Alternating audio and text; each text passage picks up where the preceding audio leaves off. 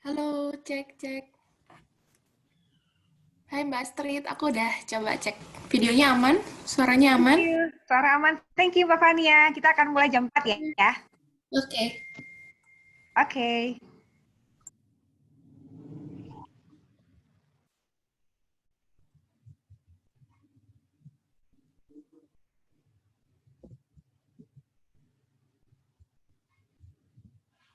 Selamat sore Nature Heroes dimanapun Anda berada.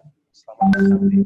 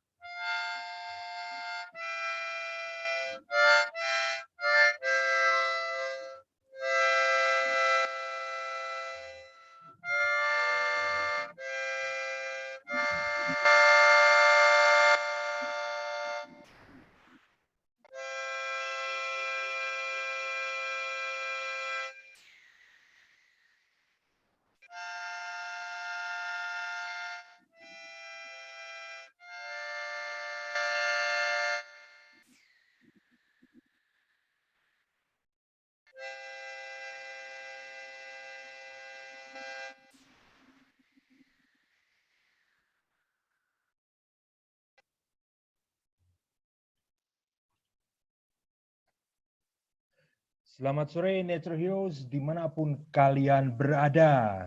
Selamat datang di Conservation Talk bersama Usi Sally dari Yayasan Konservasi Alam Nusantara. Kali ini kita akan mengambil tema Women in Conservation. Acara bincang-bincang kita sore ini juga akan mengajak Fania Herlambang yang merupakan salah satu Nature Ambassador Yayasan Konservasi Alam Nusantara. Dan tak lupa kami mengucapkan selamat menunaikan ibadah puasa bagi teman-teman yang sedang berpuasa. Dan terima kasih sudah ikut ngabuburit bersama kami di sore ini. Selanjutnya, kita akan segera memulai Conservation Talk bersama Usi Sally dalam Women in Conservation.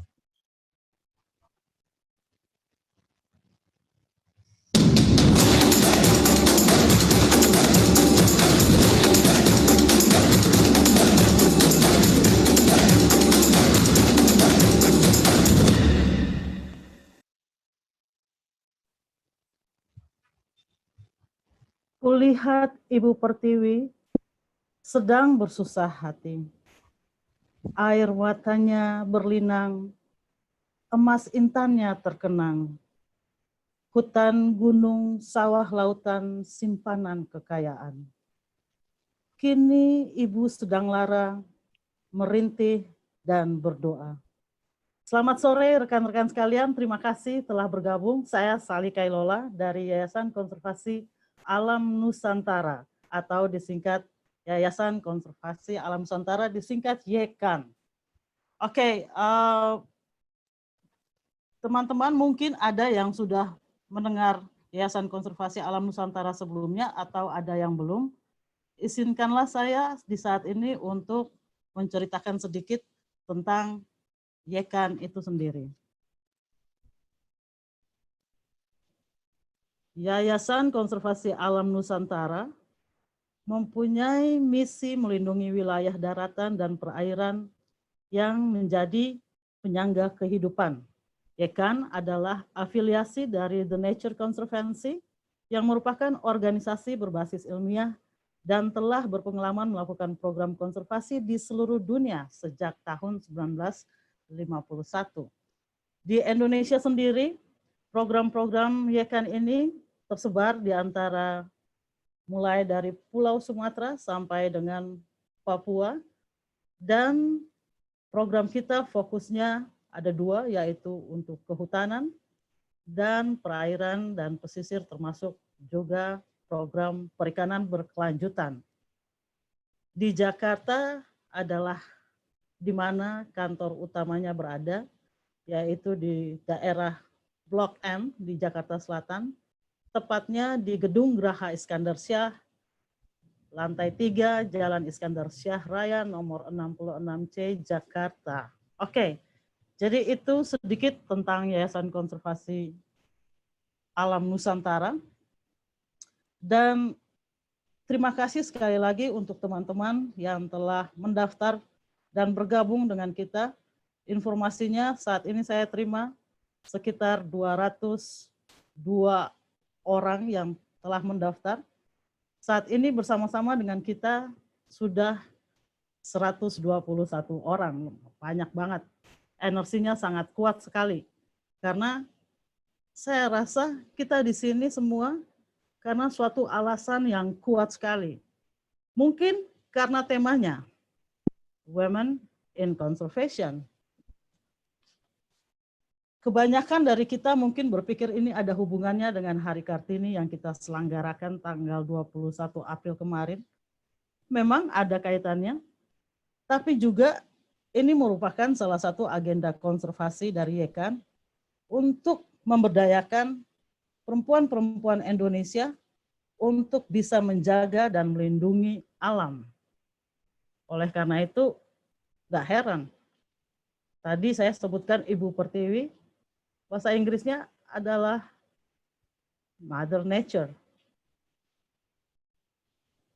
Ibu adalah sosok yang selalu melayani, yang selalu memberikan tanpa pernah meminta balik. Dan ibu-ibu yang kita ketahui di negara kita khususnya adalah pejuang-pejuang yang sangat tangguh untuk memastikan bahwa keluarganya, anggota keluarganya bisa makan dan minum. Di saat kita menghadapi perubahan iklim sekarang ini, banyak ibu-ibu yang harus berjalan jauh untuk mencari makanan dan juga air tersebut.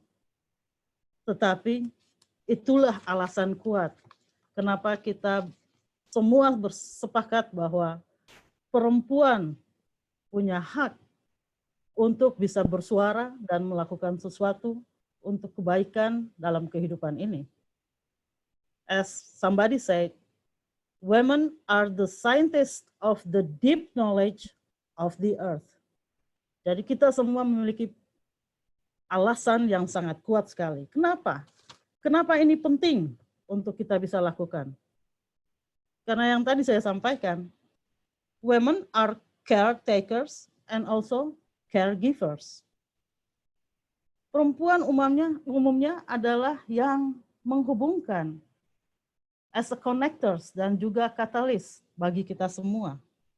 Dan saat sekarang ini pada saat berbicara dengan semangat Kartini, secara sosial kaum perempuan sudah memiliki hak untuk memimpin, tapi memimpin dengan hati.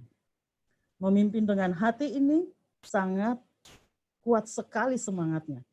Karena bisa merubah dari satu ide menjadi aksi yang nyata. Saya ingat pesan dari Ibu Kartini, banyak hal yang bisa menjatuhkan kita. Tapi satu-satunya hal yang benar-benar menjatuhkan kita adalah sikap kita sendiri. Dalam situasi sekarang ini, di mana kita harus di rumah aja, mestinya itu tidak menghalangi kita untuk melakukan sesuatu hal.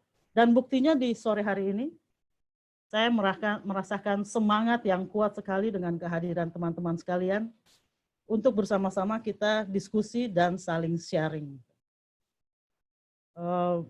Dan dalam sesi-sesi kedepannya itu nanti kita akan berbicara, saling berbicara.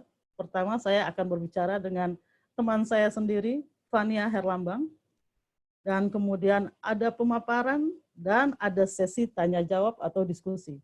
Jadi saya mengharapkan teman-teman nanti dalam jalannya kegiatan ini, kalau ada hal yang mau ditanyakan, silahkan melihat di feature chat dan memberikan pertanyaannya di situ, dan kita akan sama-sama membahasnya di sesi tanya jawab. Sekarang dengan senang hati, saya mengundang Fania Herlambang untuk bergabung dengan saya di sore hari ini. Silahkan, Fania. Halo, selamat sore. Hai. Gimana kabarnya? Sehat ya? Alhamdulillah, baik. Menjalankan ibadah puasa? Ya. Saya mendoakan semoga Fania dan rekan-rekan semua di sini yang menjalankan ibadah puasa bisa lancar sampai pada akhirnya. Amin. Amin. Oke, so gimana nih perasaannya untuk bisa hadir dengan teman-teman? Sekarang ini udah mencapai 142 orang yang bergabung dengan kita. Semangat banget ya. Wah, makanya nih Mbak Usi, pas ngelihat jumlah partisipannya lihat 142, wow.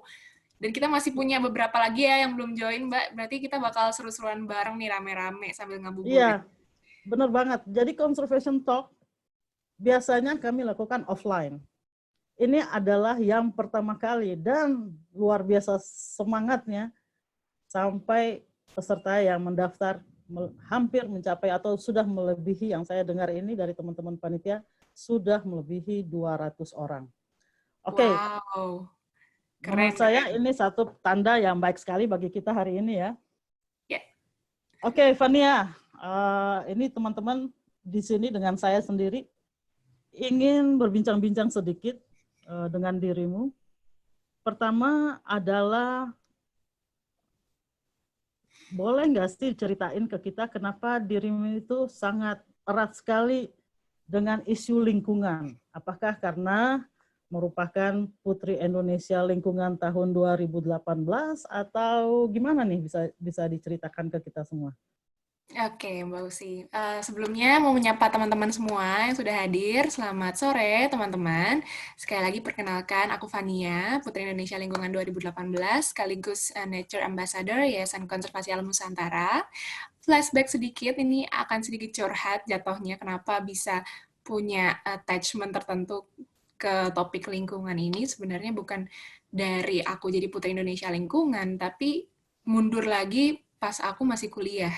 Karena kebetulan waktu itu kan aku ambil jurusannya teknik kimia, dan di situ kami dibebaskan untuk memilih topik yang kami ingin fokuskan. Dan salah satunya ada sustainability.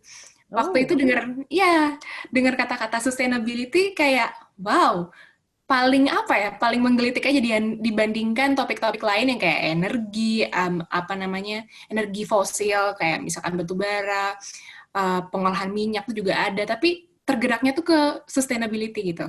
Dan kebetulan waktu itu ambil kelasnya join bareng beberapa sama teman-teman dari teknik lingkungan juga. Oh, ternyata memang beberapa mata kuliah di subjek sustainability ini memang fokus ke pengolahan limbah air dan limbah plastik waktu itu, dan sampah juga. Jadi pengelolaan limbah pada intinya si topik sustainability itu.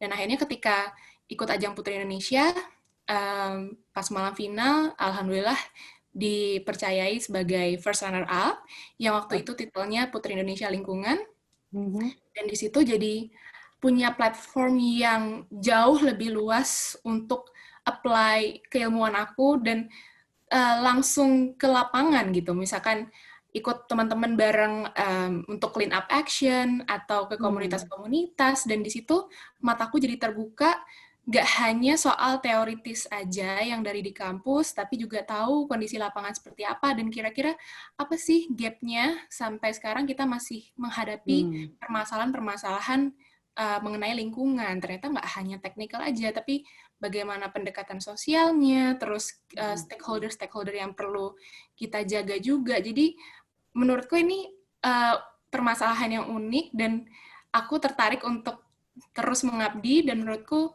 jabatan sebagai Putri Indonesia Lingkungan nggak hanya setahun, tapi itu udah menjadi tanggung jawab aku untuk seumur hidup. Seumur hidup, wow, itu sangat kuat sekali komitmennya ya. Insya Allah. Ya, saya tertarik bahwa ada teorinya ya, tapi kita juga harus mengetahui lebih dalam apa sih permasalahannya. Nah, sebagai Nature Ambassador ya kan, pernahkah mengunjungi daerah-daerah di mana ada program-program konservasi, dan kira-kira di mana aja yang menurut Fania sangat inspiring yang bisa diceritakan ke kita semua di sore hari ini? Iya Mbak, jadi waktu itu aku bersyukur banget berkesempatan diajakin sama Yekan, kita ke Wakatobi, waktu itu bulan Februari. Ya, hampir sebelum ini ya, social distancing. Belum outbreak. Iya. Belum outbreak, Pas banget kita sempat ke Wakatobi, kita cuma 6 hari di sana kebetulan, tapi luar biasa pengalaman yang aku dapat karena merangkum women in conservation banget nih. Di sana ketemu banyak tokoh wanita yang menurut aku real kontribusinya buat lingkungan. Jadi kita di sana kan Taman Nasional, punya beberapa pulau, 4 pulau besar di Wakatobi, dan waktu itu ke Pulau Tomia sama ke Pulau Kaledupa yang benar-benar kita ketemu komunitas di sana yang menjadi mitra dari Yekan waktu itu. Dan aku waktu itu sempat shock sih Mbak, ketika diajakin ke pantai namanya Pantai Huntete. Itu salah satu pantai yang well known lah di sana. Bahkan teman-teman di sosial media pun pada bilang, Kak, ke Pantai Huntete dong, foto-foto di sana. Oh, oke. Akhirnya aku ke sana, pas lihat kondisinya ternyata banyak banget sampahnya, Mbak Usi. Dan sampahnya itu anehnya, bentuknya itu dia membentuk garis membentang panjang dan teratur bentuknya. Seperti Itu bukan pagi sampah. apa sore waktu pergi ke sana? Pagi apa Waktu ke sore? sana siang. Siang lah ya? Iya, siang. Sempat pagi, sempat siang juga waktu itu, 2 kali ke sana. Dan kemarin itu sempat bingung, kenapa ya kok ini sebenarnya pantai bukan pantai yang banyak turis, kayak misalkan di Bali yang memang pastilah sampah di mana-mana. Dan kalau dipikir-pikir pun turis kalaupun datang nyampah gitu, nggak akan mungkin membentuk bentangan yang teratur gitu. Ternyata setelah ditelusuri itu bukan sampah yang dihasilkan oleh turis, tapi sampah dari pulau-pulau lain, dari laut bagian, bukan dari Wakatobi ya, tapi akhirnya terbawa ke sana dan terperangkap gitu. Oke. Terdampar di pantai Huntete. Jadi sampahnya itu bukan dari pulau tersebut ya, bukan dari Kabupaten Iya. Wakatobinya. Oke, Bukan gimana dari sampai bisa luar. mengatakan itu? Apakah ada sampah yang tulisannya bukan bahasa Indonesia atau gimana? Nah, itu lebih uniknya lagi, Mbak Usi. Jadi, di sana itu kita nemu sampah-sampah impor bahkan. Yang dari negara di atasnya Sulawesi. Kayak misalkan ada dari Thailand, Philippines, kalau nggak salah dari China juga ada kemarin. Dan kita amazed, wow, ini benar-benar nyata loh. Maksudnya, terperangkap di daerah lain gitu.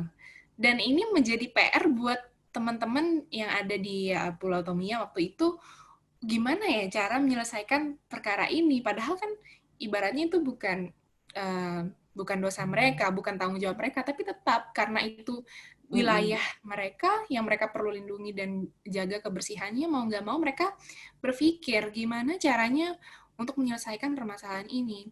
Dan kemarin ngobrol-ngobrol, Menarik. ya menarik banget, dan cukup amazed sama teman-teman di sana. Dan mitranya di sana namanya Puasa Nuhada, yang jadi mitranya Yekan. Dan ngobrol-ngobrol gitu, ternyata mereka itu belajar cara mengkarakterisasi sampah bareng Yekan juga. Dan mereka tahu gimana cara kalau milah sampah yang ini, caranya gimana, beda jenisnya, beda juga cara pengolahannya. Wow, dan menurut aku itu sesuatu yang membuat aku terkejut, karena di daerah sana, waktu kita sampai di Pulau Tomia waktu itu, bahkan internet aja baru ada sekitar 5 hari, belum ada seminggu. Jadi Gimana kebayang. masyarakatnya di sana? Apakah ada pelatihan atau pendidikan atau ke mereka itu gimana sih untuk menghadapi permasalahan ini? Ternyata mereka memang sudah concern perihal kebersihan lingkungan itu dari kecil gitu. Teman-teman Yekan sama aku juga kemarin bareng kita ke SD 01 Desa Kulati, dan di situ kita join bareng adik-adik kelas 4, 5, 6 SD untuk belajar perihal lingkungan hidup barengan sama guru-gurunya di sana. Dan cara ngejelasinnya pun menurutku sangat-sangat relevan ya dengan kondisi bentang alam yang ada di Wakatobi gitu. Mereka tinggalnya di pesisir pantai, gimana cara mereka harus tahu, bisa bedain loh teman-teman adik-adik yang di SD itu, kalau misalkan rumput laut itu kira-kira di mana lokasinya. Kalau misalnya di laut, mereka mainnya pakai gambar ditempel-tempel gitu. Jadi sambil bermain sambil belajar. Jadi mereka tahu nih, oh kalau misalkan taruh rumput laut kira-kira di sini, terumbu karang kira-kira lokasinya di sini. Kalau misalkan habitatnya spesies A, ini di sini. Jadi wow, itu menurutku sangat jadi komprehensif lah secara pendidikannya. Gak aneh makanya orang-orang di sana itu udah punya kesadaran soal lingkungan gitu. Karena dari kecil memang sudah ditanamkan, dan dengan cara fun juga. Kebetulan mereka juga sering langsung terjun ke lapangan, ke pantai, karena memang walking distance dari sekolahnya. Jadi mereka langsung bersih-bersih pantai sambil refreshing. Jadi sense of belonging sama lingkungannya dapat banget. Dan ketika aku tanya, kenapa sih kalian kok semangat belajar tentang lingkungan hidup ini? Iya Kak, soalnya di sini tuh kita kalau misalkan kedatangan turis biar nggak malu, karena tempat kita bersih. Kalau misalkan kotor kan malu sama turis, katanya kayak gitu. Wah, berarti mereka udah tahu gitu seenggaknya. Itu menurut aku keren banget. Jadi itu masalah lokal, kemudian diantisipasi dan dikelola, dicarikan solusinya secara lokal, tapi ternyata kemudian sebenarnya memberikan sumbangsih kepada permasalahan yang lebih tinggi ya, permasalahan global. Nah, kalau kita Betul. berbicara tentang permasalahan global ini, saat sekarang isu perubahan iklim semakin ke sini semakin dibicarakan. Menurut Fania sendiri, apakah ini benar-benar terjadi? Atau ini hanya teori aja gitu, karena ada yang pro, ada yang kontra ya. Ini sangat menarik untuk bisa mendapatkan insight from your side. Dan menurutmu secara pribadi kita ini masing-masing yang hadir di acara ini sebenarnya kita bisa melakukan apa yang nyata terkait dengan masalah perubahan iklim ini? Iya, kalau masih ada yang ngomong perubahan iklim itu hanya teori sih, gimana ya Mbak Usi ya? Mungkin orang-orang Saya nggak tahu ya, ada yang begitu suka heran juga. kadang-kadang. Iya, emangnya bahkan suka ada obrolan-obrolan kan, dulu tuh rasanya daerah misalkan Bandung tuh kayaknya nggak sepanas ini deh, dulu tuh lebih dingin, lebih sejuk gitu, sekarang kok panas banget. Nah itu kan salah satu pertanda. Terus kemarin sempat ngobrol dari teman-teman dari BMKG juga ngomongin soal banjir Jakarta. Periodenya tuh makin lama semakin menyempit gitu, yang tadinya mungkin 10, dulu tuh cuma 10 tahun sekali, terus jadi 5 tahun, 2 tahun, setahun. Kemarin tahun lalu juga kita tahun baru dikasih kado banjir gitu. Ah ya ya ya, Kado mulai masuk Jakarta 2020 tenggelam. ini ya. Iya, berarti kan itu level air di laut makin tinggi, makanya kita makin sering banjir, dan alasannya apalagi kalau bukan karena pemanasan global gitu yang membuat permukaan air laut makin tinggi gitu Mas Mbak Usi. Jadi apa yang bisa kita lakukan secara individu gitu? Sebenarnya kan akarnya adalah pengurangan emisi karbon ya Mbak Usi. Sebetulnya banyak banget kegiatan kita sehari-hari yang berujung pada emisi karbon, yang pasti salah satunya adalah commuting ya, dari satu tempat ke tempat lain gitu.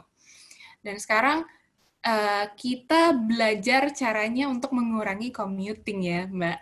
Dan otomatis kita sudah setidaknya berkontribusi untuk mengurangi carbon footprint itu sendiri sebenarnya.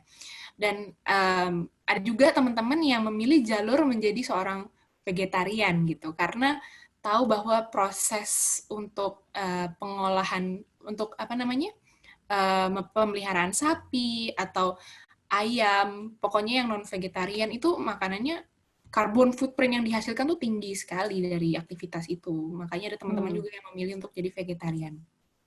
Dan juga yang pasti kalau misalkan kita kembali beraktivitas seperti semula nih Mbak, kalau aku nggak akan bosan untuk ngingetin hal klise, tapi tetap berguna banget, yaitu pakai kendaraan umum, karena that's one of the best thing that we can do now. Yang ada sekarang itu kita, aku yakin banget setelah pandemi ini selesai orang-orang akan kembali beraktivitas lagi, tapi setidaknya sekarang mumpung masih di rumah, coba figure out kira-kira jalur angkutan umum yang biasa dilalui, yang bisa nyampe dari rumah ke kantor, rumah ke sekolah, itu mana gitu.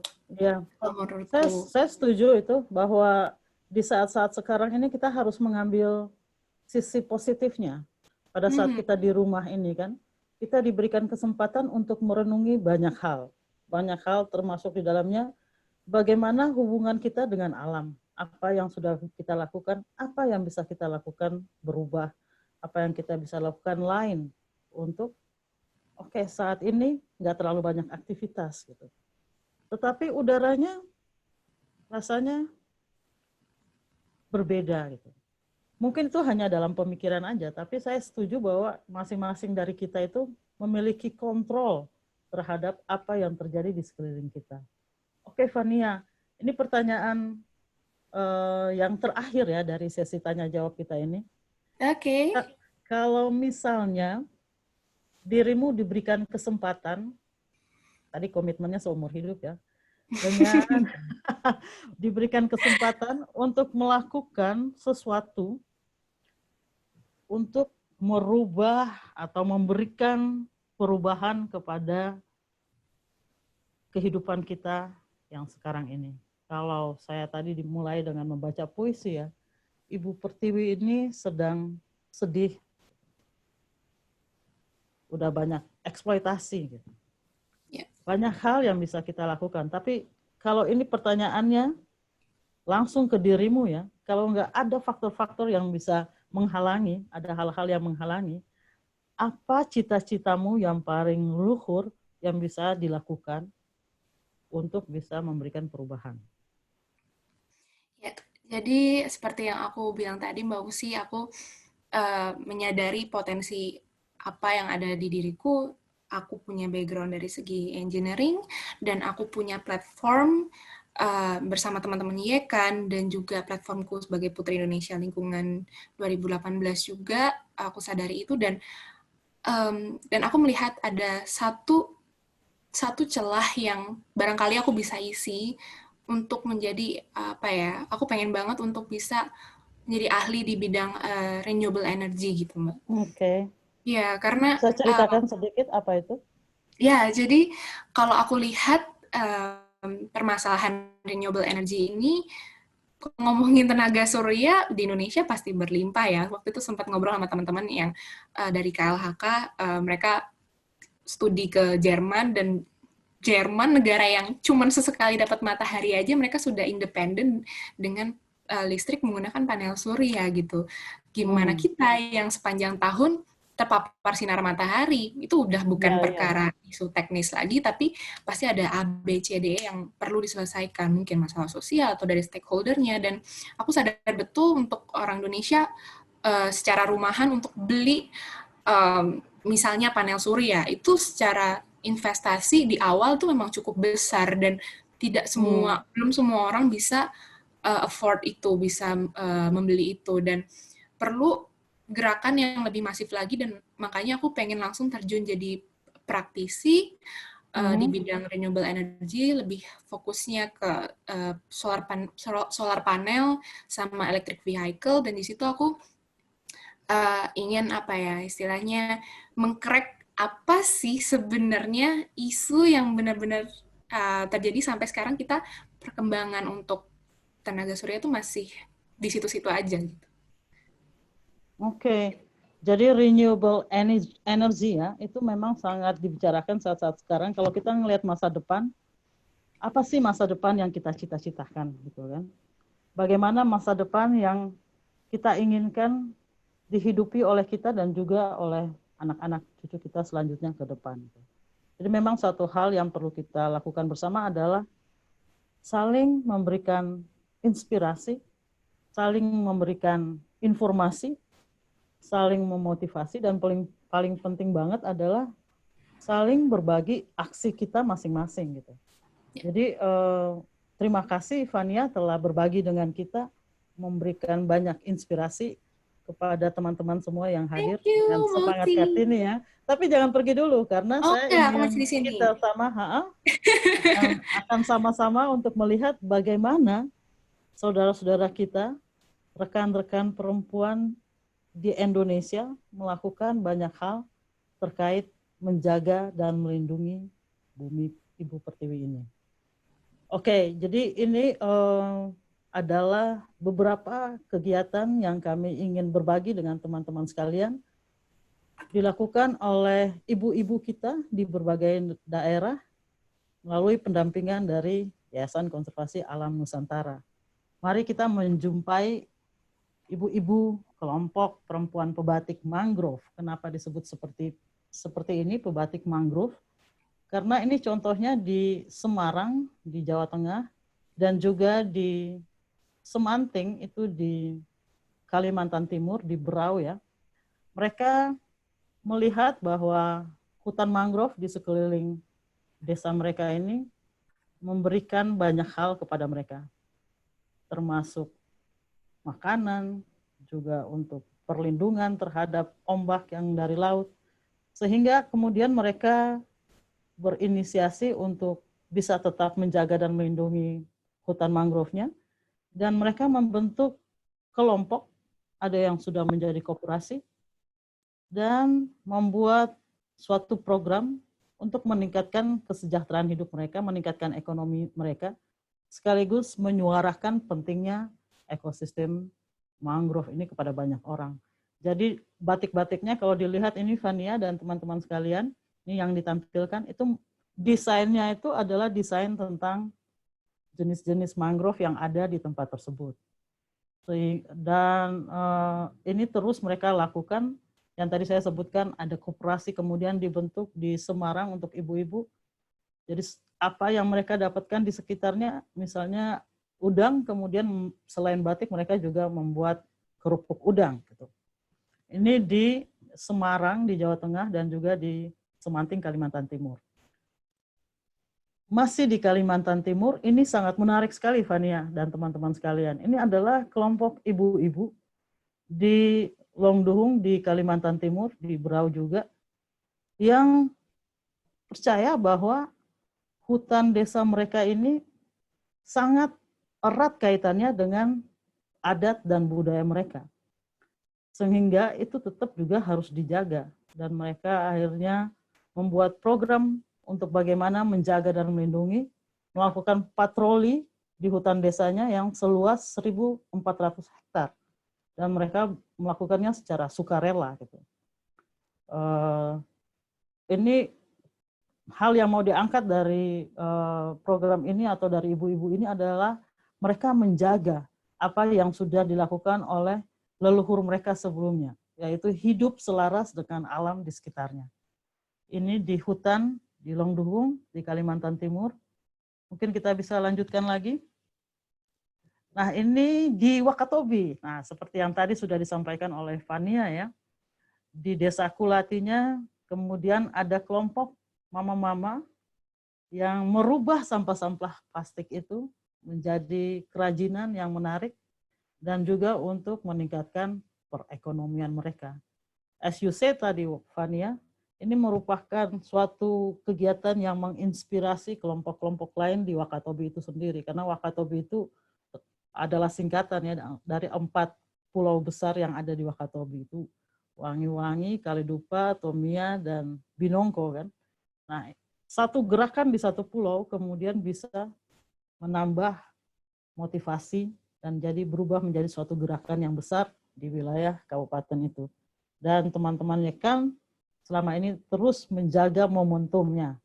Sampai dengan ke Nusa Tenggara Timur, ini di Kecamatan Timur Tengah Selatan, TTS.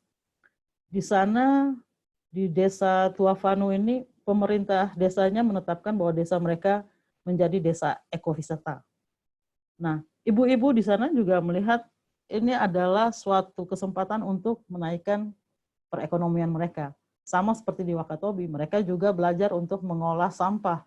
Sampah yang ada di situ untuk dijadikan souvenir bagi para pengunjung di pantai mereka yang sangat indah tersebut. Mungkin satu saat harus pergi ke sana. Kalau ada Satyawini di sini, saya tahu ada Satyawini di sini, dia udah pernah ke sana beberapa kali. Oke, itu dari Nusa Tenggara Timur. Kita lanjut lagi. Masih di NTT, kita pergi ke Rote. Ini adalah pulau yang paling selatan di Indonesia. Di sana masyarakatnya banyaknya pekerjaan adalah sebagai pembudidaya rumput laut. Nah, dengan dampingan Yekan, kita pastikan pada saat mereka melakukan usahanya itu, mereka juga tidak merusak perairan sekitarnya mereka gitu. Jadi kalau dulunya suka mengikat di terumbu karang, tali-tali untuk rumput lautnya, sekarang mereka memastikan hal itu tidak dilakukan lagi. Dan seperti yang tadi, kita lihat efeknya juga ke kelompok-kelompok yang lain. Orang bertanya, kenapa sih harus begitu gitu kan? Dan mereka adalah pionir dari selatan, dari pulau yang paling selatan kepada kita. Mereka dengan kesadaran penuh memikirkan bahwa ini tetap harus dijaga, kalau enggak gimana kita enggak akan berusaha. Gitu. Untuk kedepannya ini kita masih memerlukannya. Jadi alam dan manusia memang harus sama-sama.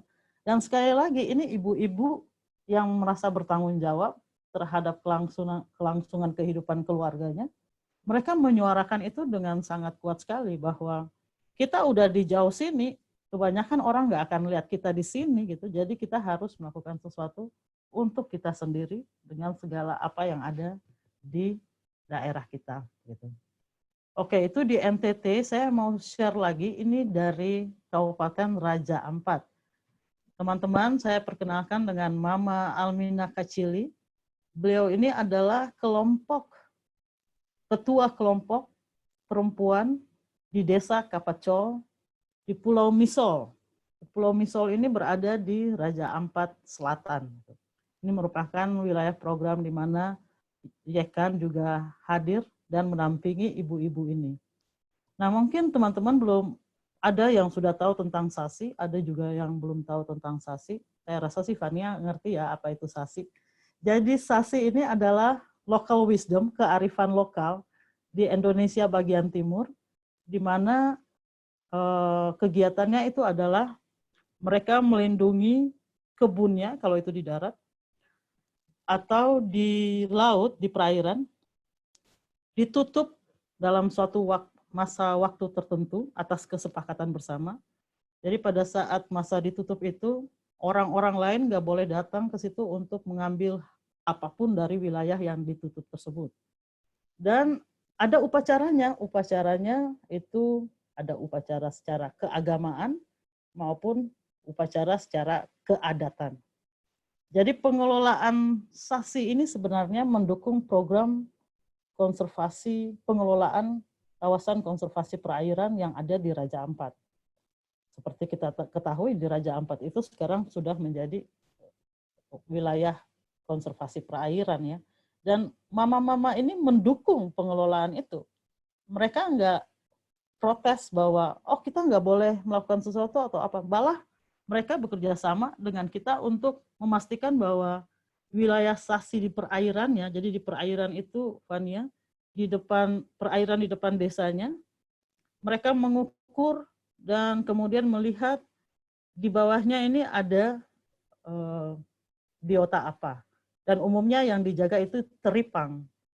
Nah, teripang ini yang dijaga oleh mereka dalam suatu kurun waktu tertentu. Bisa 3 bulan, bisa 6 bulan, bisa 1 tahun, atau lebih dari 1 tahun, itu tergantung kesepakatan mereka di awal. Dan diadatkan gitu. Jadi ada sanksinya. Jadi sanksinya itu diumumkan di desanya bahwa kalau ada yang mengambil itu udah melanggar peraturan SASI gitu. Sanksinya cukup berat.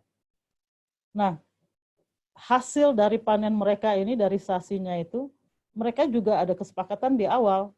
Jadi di awalnya itu mereka memastikan bahwa hasilnya itu digunakan untuk keperluan keluarga di desa itu, umumnya untuk pada masa anak-anaknya harus berpindah sekolah. Gitu. Jadi untuk misalnya dari SMP ke SMA atau dari SMA mau kuliah keluar dari desanya, ada bantuan dari masyarakat terhadap keluarga itu untuk anaknya bisa tetap sekolah. Jadi itu mama-mama yang mengelola SASI. Masih di Misol, nah ini kelompok yang kemudian menjadi koperasi. Awalnya itu mereka hanya berkebun aja, tapi kemudian setelah mereka mengetahui bahwa di dalam wilayah konservasi perairan itu, orang-orang harus menggunakan cara-cara yang ramah lingkungan kalau mencari ikan, atau ya mencari ikan. Jadi mereka bekerja sama dengan nelayan untuk ikan tenggiri dan ikan bubara. Mereka pastikan bahwa ikan-ikan itu mereka dapatkan dengan cara yang ramah lingkungan. Dan mereka minta kepada Yekan untuk dilakukan pendampingan untuk belajar mengolah ikan-ikan tersebut. Akhirnya kami mendampingi untuk ke Makassar. Mereka belajar dari kelompok wanita perempuan yang lain di Makassar bagaimana mengolah ikan untuk menjadi produk yang baik untuk dijual. Sekarang hasilnya itu udah sampai ke Jakarta sebenarnya. Kalau tertarik bisa hubungi Yekan gitu untuk bisa mengetahui produk ikan, abon, tenggiri, dan bubara ini gitu. Dia nggak pakai bahan pengawet dan sebagainya. Dan ini sudah berjalan terus, masih berjalan terus. Dan menurut saya ini merupakan satu kegiatan yang sangat luar biasa dari mama-mama yang ada di Raja Ampat. Masih di Raja Ampat, kita berpindah ke pulau yang lain, namanya Pulau Kofiau. Nah, mama-mama di sini bukan bikin abon, tapi ikan asin. Itu enak banget juga. Sama prinsipnya adalah ikannya harus didapatkan dari cara-cara yang tidak merusak yang ramah lingkungan. Kemudian prosesnya dan sebagainya itu memang benar-benar sangat alami sekali. Dan baik di Pulau Misol maupun Poviao yang jaraknya kalau kita naik speed di sini itu sekitar 1 jam. Tetapi spirit dan energi untuk melakukan terbaik untuk bumi ini itu sudah ada di situ. Jadi malu bagi kita kalau kita datang ke sana terus melakukan sesuatu yang aneh, itu dilihatin sama mereka kayak hello gitu kan. Tapi kenapa? Karena mereka mengerti pentingnya sumber daya alam di sana bagi kehidupan mereka. Kita mestinya mencontohi hal-hal tersebut dari ibu-ibu ini. Oke, bisa kita lanjutkan? Saat sekarang ini, kalau saya tidak salah, kita sudah masuk ke sesi tanya-jawab. Nah, teman-teman saya sudah melihat pertanyaan-pertanyaan yang diajukan oleh rekan-rekan sekalian yang mengikuti acara ini. Mungkin pertanyaan ditujukan kepada Fania, akan saya minta Fania untuk menjawabnya, atau ke saya, nanti kita akan diskusi sama-sama. Silahkan pertanyaan-pertanyaan. Oke, terima kasih Usi dan Fania. Ini ada pertanyaan. Pertanyaan pertama dari Santi Rimadias. Ada 2 pertanyaan, satu ditujukan untuk Usi, yang satunya untuk Fania. Yang ditujukan untuk Usi adalah, Dear Usi, bagaimana tanggapan Usi terhadap fakta bahwa Indonesia adalah penghasil sampah terbesar kedua di dunia? Itu pertanyaan untuk Usi. Sedangkan pertanyaan untuk Fania adalah, Dear Kak Fania, keren sekali penjelasannya. Menurut Kak Fania, cara apa yang paling efektif agar generasi muda termotivasi lebih memilih produk ramah lingkungan? Makasih ya Kak, sukses selalu.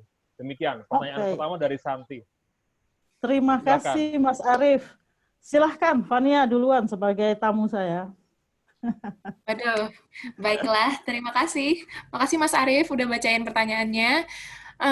Terima kasih juga untuk Mbak Santi pertanyaannya. Jadi kalau menurut aku sendiri ya, memang anak-anak muda nih kadang-kadang kalau dengerin orang apa ya ceramah ngomongin lingkungan tuh kadang susah gampang. Bahkan aku aja ke teman-teman yang seumuran kayak udahlah fun gitu loh, kayak nggak usah terlalu gimana-gimana lah. Tapi aku akhirnya mencoba cari cara merubah mindset yang membuat mereka mau tergerak untuk memakai produk ramah lingkungan. Definisiku tentang produk ramah lingkungan tuh apa sih sebenarnya? Kalau misalkan kita bisa mengurangi penggunaan produk, justru itu lebih baik menurut aku, ketimbang kita pakai apapun itu. Karena kan tahap pengolahan sampah ini adalah reduce, reuse, recycle kan, dan reduce itu yang paling utama. Jadi selagi kita nggak perlu pakai produknya, ya nggak usah gitu. Dan aku selalu wanti-wanti ke teman-temanku, daripada kalian mesti reuse atau recycle, lebih ribet lagi, mendingan nggak usah, mendingan di-reduce aja penggunaannya, gitu. Secara otomatis, mereka sadar, aku males deh, misalnya bawa apa namanya, nggak bawa Tupperware sendiri, kotak makanan sendiri, nanti harus ngelola lagi nih sampah styrofoamnya di rumah dan segala macam. Jadi mereka akhirnya mikir, ya udah gitu. Terus selain itu juga kadang-kadang fashion produk yang bikin perkara di lingkungan itu cukup besar. Ini sekarang aku lagi seneng banget ngomporin teman-teman aku buat pinjem baju. Jadi sekarang udah banyak platform untuk meminjam baju.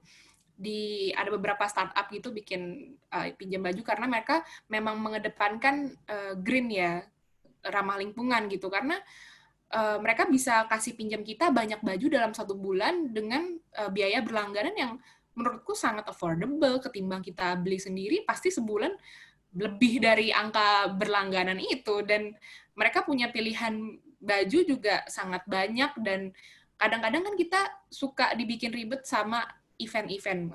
Kalau misalkan datang ke event ini paling pakai bajunya cuma sekali aja, daripada beli mendingan sewa gitu kan. Jadi dengan jasa peminjaman baju ini menurutku sangat membantu kita-kita yang perempuan, apalagi teman-temanku yang karena aku juga background-nya dari pageant juga, yang butuh untuk tampil oke setiap saat gitu. Jadi itu, dan fashion sebagai salah satu faktor terbesar perusak lingkungan juga menurut aku helpful banget sih dengan adanya fasilitas penyewaan baju dan peminjaman baju yang per bulan gitu berlangganan. Jadi ya dengan cara-cara simple yang relevan di teman-teman sekitarku, aku rasa itu paling efektif sih. Ya, terima kasih Fania.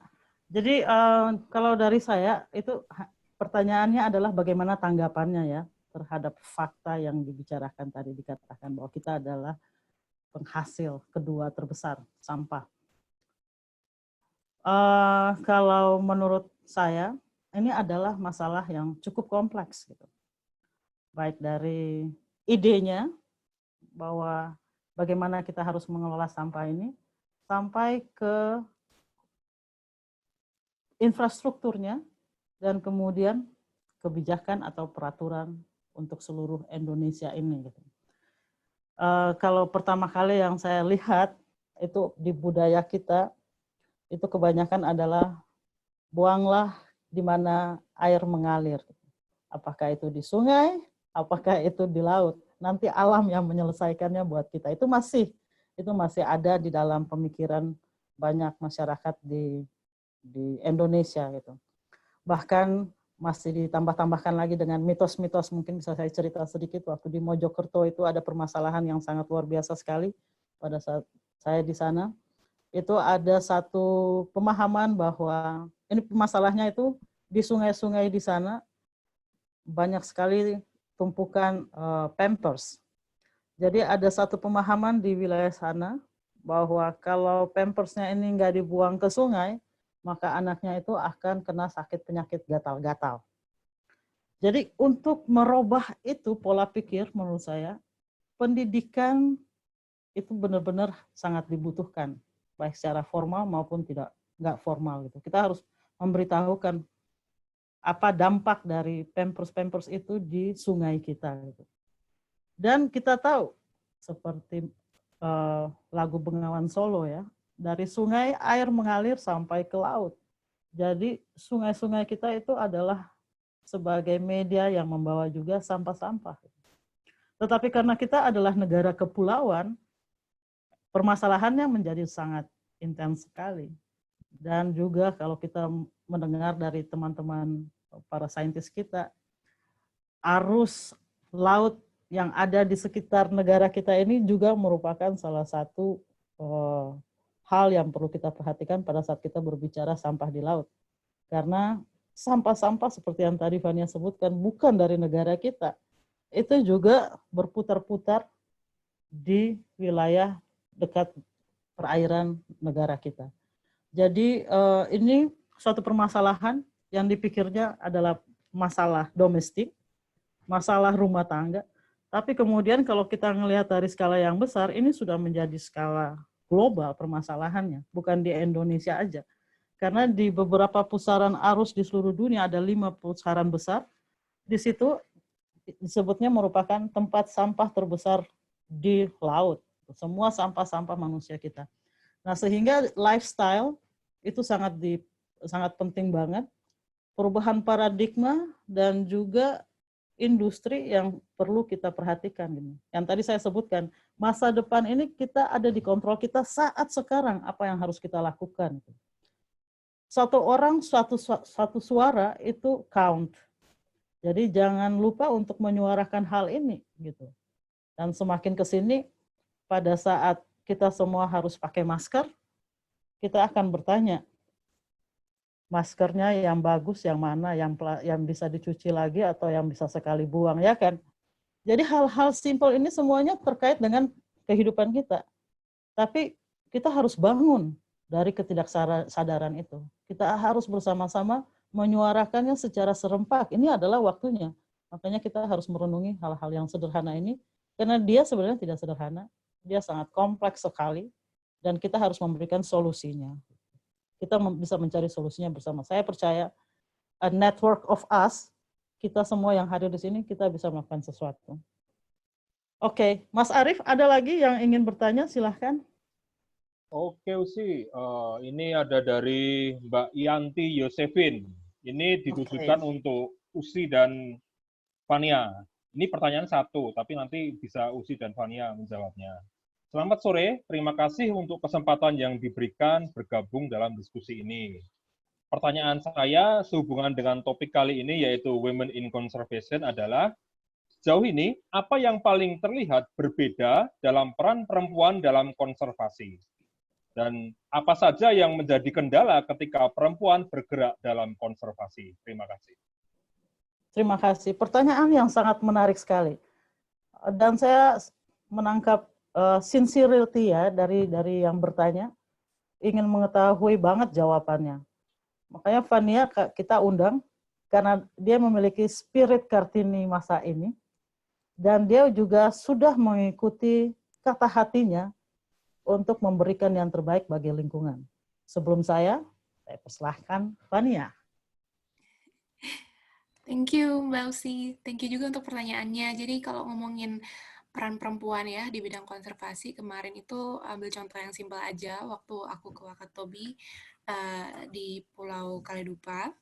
Kemudian di sana ketemu sama mitranya Yekan, itu namanya komunitas Forkani. Nah, di situ ada namanya Mbak Nusi, dan Mbak Nusi ini salah satu anggota komunitas di sana yang menurut aku dia perempuan yang apa ya, tangan besi yang wow banget, semacam apa ya, dia menceritakan banyak proyek-proyeknya bersama teman-teman di Desa Tampara sana dan tentang konservasi gurita waktu itu, terus mangrove juga. Jadi ngeliatin bahwa apa ya, perempuan itu bisa take action di situ, dan ketika ditanya beliau hatam banget soal proyek-proyek yang telah dilaksanakan secara detail. Berarti kan memang Mbak Nusi tersebut hands on langsung sama proyeknya, dan it went well gitu, dan berjalan dengan baik sampai sekarang yang masih dijalankan juga. Dan yang bikin aku amazed juga waktu itu, Mbak Nusi mengeluarkan satu buku tentang ikan, semua ikan spesiesnya. Kayaknya Mbak Nusi itu hafal semua ikan yang ada di dalam buku itu dan tahu ketika dia harus nyebut ketika kita makan ikan apa yang ada di atas meja makan, itu bisa disebut semua jenisnya. Katanya kalau misalkan nggak bisa nyebut jenis ikan yang ada di atas meja, itu nggak boleh masuk ke komunitasnya. Karena memang, tapi itu menurutku adalah salah satu yang membuatku amazed bahwa perempuan itu bisa banget kasih kontribusi yang besar dari segi keilmuannya, dari tenaganya, dan itu nyata banget aku lihat dari diri Mbak Nusi, itu salah satu contohnya. Dan kalau menurutku hambatannya yang masih tangible sekarang, perempuan itu masih masih terhalang dirinya, kadang-kadang merasa, oh aku hanya perempuan, jadi rasanya bukan porsi aku untuk melakukan hal itu. Ya aku cukup di rumah. Masih ada yang termakan budaya patriarki dan stigma-stigma lama seperti itu yang membuat dirinya tidak berdaya dan bisa berkontribusi. Dan mungkin perempuan-perempuan tersebut kurang beruntung karena lingkungan di sekitarnya tidak mempunyai mindset yang lebih terbuka terhadap pemberdayaan wanita. Dan benar banget kata Mbak Usi tadi, pendidikan tuh bisa mengubah segalanya, dari budaya akarnya seperti apa itu bisa diubah dengan edukasi. Jadi kalau misalkan perempuan itu ingin berdaya, ingin maju, lingkungannya pun harus dibuat sedemikian rupa sehingga menerima keterlibatan perempuan itu di lingkungannya untuk berkontribusi langsung untuk konservasi seperti itu. Ya, terima kasih Fania. Udah cukup komplit sih sebenarnya. Khususnya untuk tantangan itu udah sebagian besar disebutkan oleh Fania. Tapi saya ingin tambahkan aja bahwa ini untuk meyakinkan kita semua bahwa semua orang kita ini bisa melakukan, kalau kita menginginkan, melakukan perubahan. Gitu. Apakah laki-laki atau perempuan. Gitu.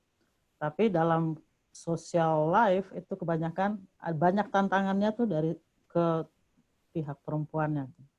Kalau dari semangat untuk membuat perubahan dari sisi pendidikan, seperti yang tadi Fania sudah jelaskan juga, pilihan-pilihan studi itu juga kita bisa lihat ya di kelas kira-kira, wah ini yang perempuannya cuma sedikit aja, yang laki-laki banyak gitu kan. Mungkin dipikirnya kalau pergi ke alam itu harus punya fisik yang kuat dan sebagainya. Tapi kita harus lihat bahwa semua orang memiliki hak yang sama untuk bisa melakukan apa yang dia inginkan gitu kan. Jadi kalau keinginan hatinya untuk bisa masuk, dan Fania adalah menurut saya contoh yang sangat baik sekali, untuk bisa mendobrak hal itu yang harus kita lakukan. Karena apalagi di zaman sekarang ini, kesetaraan untuk bersuara dan bersikap itu sangat penting sekali. Karena semua orang memiliki kesempatan di saat-saat sekarang ini, itu kalau tidak diambil itu akan menjadi sia-sia. Jadi tantangan ada, tapi juga kesempatan itu sangat terbuka sekali untuk bisa kita lakukan bersama-sama. Mungkin begitu Mas Arief. Kita tambah satu lagi sebelum... Oke, boleh Usi. Satu lagi, ini ada pertanyaan dari Mbak Diah Astriani nih. Ini sebenarnya menyambung dari pertanyaan yang tadi. Pertanyaannya adalah, apakah bisa dijelaskan suka duka dari YKAN dalam melakukan pemberdayaan masyarakat, khususnya di wilayah pesisir? Terima kasih. Terima kasih atas pertanyaannya Mbak Diah. Kalau saya pribadi ya, waktu masuk di YKAN itu, saya masuk di program kelautan dan pesisir. Yang membuat saya termotivasi banget itu karena dalam pikiran saya akan pergi ke tempat-tempat yang indah banget gitu. Memang perjalanannya sangat jauh, saya harus katakan gitu. Kita harus persiapkan mental dan fisik. Dan di awalnya konsep konservasi itu harus diterjemahkan dalam analogi-analogi atau penjelasan-penjelasan sederhana yang bisa diterima. Tetapi menurut saya setelah kita masuk semakin dalam, setelah kita membangun kepercayaan dengan mereka, kita banyak yang belajar dari Bapak Ibu masyarakat di tempat-tempat tersebut. Kalau menurut saya, kearifan lokal mereka itulah yang menuntun kehidupan mereka dan sangat terkait erat dengan konsep konservasi yang kita miliki di zaman modern ini. Jadi di awal itu untuk menyamakan persepsi antara kita dengan masyarakat dan membangun kepercayaan antara kita dengan masyarakat itu memerlukan hati yang benar-benar murni. Kita harus jelaskan dari awal maksud kita datang ke sini untuk melakukan apa dan tujuannya apa dan apa yang akan terjadi dan berdampak kepada masyarakat tersebut. Kita harus membuka hati di depan, di awal sekali untuk meminimalisir salah persepsi, asumsi-asumsi yang keliru, dan sebagainya. Pada saat kita sudah bisa menjalin hubungan kepercayaan yang kuat, informasi timbal balik itu menurut saya sangat amazing karena kita menunjukkan kejujuran itu di awal, mereka menanggapinya juga dengan kejujuran dari pihak mereka. Mereka akan terbuka menceritakan apa yang sudah dilakukan di tempat ini yang bisa kemudian kita jadikan sebagai tools atau bahkan metodologi untuk bisa melakukan pekerjaan konservasi tersebut. Jadi kalau pertanyaannya itu ke saya merasa bahwa yang disebut tantangan itu adalah merupakan suatu anugerah yang harus kita hadapi bersama karena dari sisi kita pekerjaan ini adalah untuk memberikan kebaikan kepada masyarakat umum dan terlebih lagi kepada bumi pertiwi kita sendiri gitu. Gitu Mas Arief. Oke, terima kasih banyak Usi. Fania mau menambahkan mungkin ada kesan dari kemarin melihat pendampingan yang dilakukan oleh teman-teman YKAN waktu di lapangan mungkin?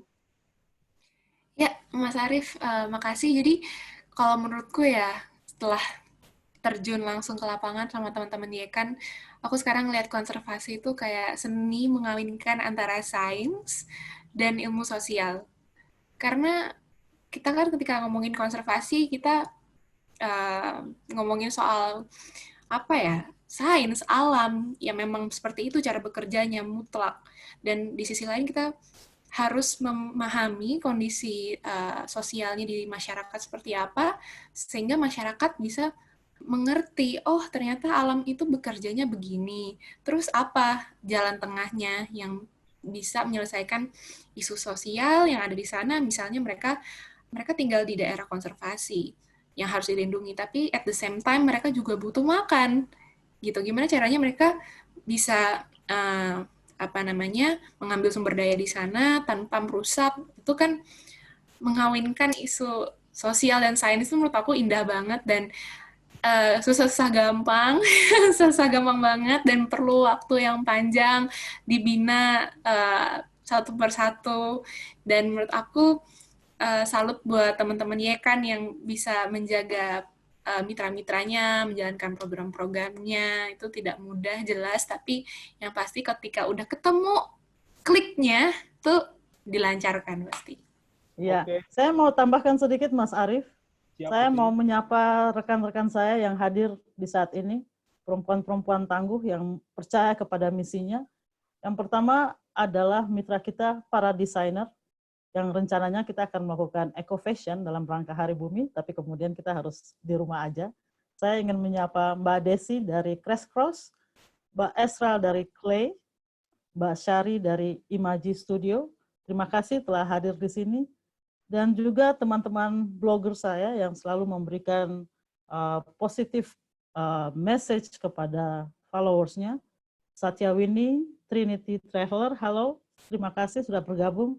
Dan sahabat cilik saya, yang sudah nggak cilik lagi sih sebenarnya sekarang, Angie Joy Lee, dia merupakan tandeman saya setelah Fania, sebagai narasumber di beberapa kesempatan yang percaya dari masa mudanya bahwa dia harus melakukan sesuatu dan berbicara banyak tentang menjaga dan melindungi alam. Saya juga ingin menyapa teman-teman saya dari Yekan yang hadir saat ini, yang telah memberikan pendampingan, yang turun langsung ke lapangan, hujan atau panas terik, gelombang atau naik gunung. Mereka adalah Ibu Herina Hartanto, Ketua dari Yekan, Salo dari Raja Ampat, Jevelina, Sari, Maya, Yedit, Ranti, Burati, Dinda, Ripka, teman-teman sekalian, terima kasih telah bergabung, dan mudah-mudahan konsep kita di hari ini bisa memberikan wacana baru bagi teman-teman nanti pada saat berbicara dengan mitra-mitra di lapangan. Baik, Begitu terima Mas kasih. Arief. Terima kasih Usi, terima kasih Fania, dan juga teman-teman yang sudah mengajukan pertanyaan. Silakan Usi. Oke, jadi saya lihat nih Fania, banyak teman-teman ini dari pertanyaan-pertanyaannya, bukan hanya curiosity ya, bukan hanya penasaran aja, tapi ingin melakukan yang lebih terhadap alam. Nah, dalam kesempatan ini sebenarnya kita bisa memperkenalkan program Yekan yang adalah namanya program membership. Oleh karena itu saya ingin mengundang Mas Adi bersama-sama dengan kita. Selamat sore Mas Adi. Halo sore Usi, Fania. Luar biasa banget tadi ceritanya ya, sangat menginspirasi buat kita semua, cerita tentang perempuan dan lingkungan. Semoga puasanya lancar hari ini buat teman-teman semua juga yang hadir hari ini. Amin. Ya, gimana Usi? Jadi gini Mas Adi, saya pengen Mas Adi cerita bagaimana program kita itu bisa merangkul teman-teman yang hadir di sini dan mereka bisa menjadi nature hero. Apa sih itu nature hero gitu? Bisa dijelaskan Mas Adi, silahkan. Oke. Nah, membership sendiri adalah salah satu program fundraising dari Yayasan Konservasi Alam Nusantara. Nah, biasanya ini kami melakukannya di mall, di exhibition, di perkantoran. Nah, namun untuk sementara ini kami tidak bisa melakukan tempat-tempat tersebut gitu. Jadi bukan halangan juga buat kami untuk bisa menyuarakan pesan lingkungan buat teman-teman semua yang ada di sini. Nah, tadi diceritakan sama Fania sama Usi juga yang luar biasa besar ya program-program dari Yayasan Konservasi Alam Nusantara. Nah, kami merangkumnya Usi dengan biasanya kami sampaikan itu dengan sebutan saya sigap. Jadi kami menyampaikan informasi, pesan-pesan lingkungan seperti ada saya sigap darat dan saya sigap laut. Di antaranya adalah pemberdayaan masyarakat dengan cara pengembangan madu hutan secara lestari, pelindungan ekosistem hutan, dan konservasi habitat orang hutan. Juga untuk saya sigap lautnya ada pemberdayaan masyarakat untuk masyarakat pesisir. Tadi Usi sedikit cerita tentang abon ikan yang ada di Raja Ampat dan budidaya rumput laut yang ada di Rote. Begitu sih. Oke, jadi Nature Hero ini kalau mereka bergabung mengikuti program ini ya Mas Adi ya, berapa banyak sih sekarang Nature Hero yang sudah bersama-sama dengan kita? Nah, Saat ini kami kurang lebih ada 3.000 aktif member kami Oh, yang sudah wow. bergabung Oke. untuk menjadi Nature Hero. Ya, jadi mereka mensupport alam Indonesia dengan program-program kami dengan donasi yang beragam. Di sini ada Rp150.000 per bulan untuk membantu dukungan program Saya Sigap Darat. Ada juga Rp200.000 per bulan untuk membantu program Saya Sigap Laut, dan Rp300.000 per bulan untuk membantu dukungan Saya Sigap Darat dan Laut, gitu sih. Oke, jadi teman-teman bisa memilih ya untuk Iya, berkontribusi di bidang betul. mana untuk menjadi Nature Hero. Iya. Oke, apa sih manfaat dari Nature Hero ini bagi teman-teman sekalian yang bergabung? Ya, nah yang didapatkan selain tadi bisa berkontribusi untuk lingkungan secara langsung. Nah, teman-teman juga bisa mendapatkan reusable bag, collapsible cup yang bisa dipakai untuk kegiatan sehari-hari teman-teman semua. Atau tadi Usi cerita bagaimana sih mendapatkan abon ikan, mencicip abon ikan. Nah, ketika teman-teman ikut support, nah itu salah satu merchandise kami gitu. Dan selain itu, yang lebih penting adalah teman-teman nanti akan mendapatkan update secara regular. Jadi teman-teman akan selalu dekat dengan kami melalui email, melalui WhatsApp, melalui telepon, ataupun acara semacam ini. Ketemu langsung, ngobrol langsung dengan kita. Nah, biasa kemarin terakhir ada di Bandung, di Jakarta, di Bali, di Surabaya juga kami melakukan conservation talk seperti ini. Nah, selain itu juga teman-teman, kami bisa mengajak langsung untuk melihat alam terbuka. Nah, kami sebut dengan namanya conservation camp gitu. Oh, wow. Ya, Camping nih maksudnya? Nah, seperti itu sih. Jadi 2-3 hari kami ajakin camping bareng-bareng. Dan yang terakhir itu teman-teman bisa melihat site langsung kami. Yang paling dekat itu ada di Jakarta, yaitu di Mangrove. Kemarin terakhir kali kami mengajak bareng-bareng sama beberapa nature ambassador kami. Begitu sih. Oke, thank you Mas Adi. Jadi gimana nih kemudian prosesnya? Kalau misalnya ada yang setuju hari ini gimana nih? Oke, nah teman-teman di sini nggak perlu repot-repot untuk datang ke tempat-tempat kami yang tadi saya sebutkan, tapi nanti tim kami akan menghubungi teman-teman semua. Jadi teman-teman tinggal di rumah aja, biarkan tim kami untuk membantu mengisi formulirnya dan teman-teman sudah menjadi bagian dari Nature Hero. Begitu sih. Terima kasih Mas Adi atas informasinya. Mudah-mudahan hari ini banyak yang bergabung dengan kita ya. Oke. Jadi setelah ini, Fania dan teman-teman sekalian, kami ingin teman-teman ngepost sesuatu di your social media dan tag kita. Kita adalah ID_nature. Ceritakanlah ide atau apa yang telah teman-teman lakukan untuk perubahan dan juga untuk bumi tercinta kita ini. Di saat sebelum social distancing, sebelum di rumah aja boleh juga, atau bahkan kalau bisa pada saat kita di rumah aja, ini kira-kira apa yang sudah teman-teman lakukan dan bisa sharing di antara kita semua. Nah, pada saat teman-teman nge-tag ID_nature, kita akan nge-repost postingan dari teman-teman sekalian. Jadi kita semua ini sudah menjadi satu network, satu jejaring yang kuat yang menyuarakan hal-hal yang positif. Oleh karena itu, sebelum kita menutup kegiatan kita di sore hari ini, saya ada beberapa pesan. Women of the earth, this message is for you. Listen to my voice. It's singing in the wind. And also in the gentle touch of the golden sunlight. We are born to love. Fill the world with hope and joy. We are women of the earth, making miracles forever after. Laughing, caring, working, cooking, sharing, teaching, mothering. We will save the earth and its every glory. We will teach our children every golden story because we are women of the earth. Saya sigap, kamu?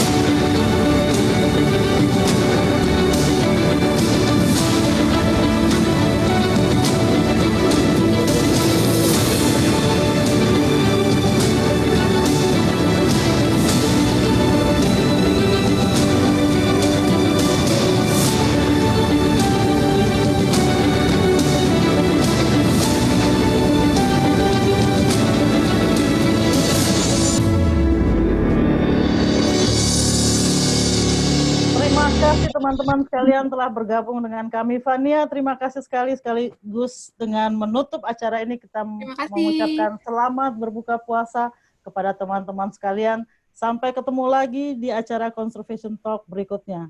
Salam kepada kita semua. Terima kasih. Terima kasih. Bye-bye. Terima kasih semuanya. Bye-bye. Bye-bye. Terima kasih Usi, Terima kasih Mas Arief, thank you. Terima kasih semua. Sama-sama Mas Adi, sama-sama. Tetap semangat.